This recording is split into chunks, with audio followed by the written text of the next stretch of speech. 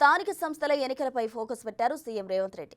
ZPTC స్థానాలకు అభ్యర్థుల పేర్ల జాబితాలు అక్టోబర్ 5వ తేదీ నాటికి పీసీసీకి పంపాలని మంత్రులు, జిల్లా కాంగ్రెస్ కమిటీ అధ్యక్షులకు సీఎం రేవంత్ రెడ్డి సూచించారు. అన్ని జిల్లాల్లో ఎంపీలు, ఎమ్మెల్యేలు, ఎమ్మెల్సీలు ముఖ్య నాయకులతో సంప్రదించి ప్రతి జడ్పీటీసీ స్థానానికి 3 బలమైన, అర్హులైన అభ్యర్థులను గుర్తించాలని స్పష్టం చేశారు.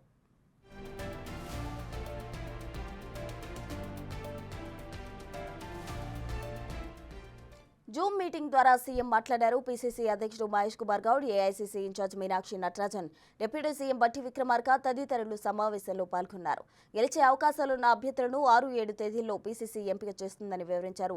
ఎక్కడా చిన్న పొరపాటు కూడా చేయొద్దని, గెలిపే లక్ష్యంగా పనిచేయాలని మంత్రులకు సీఎం సూచించారు.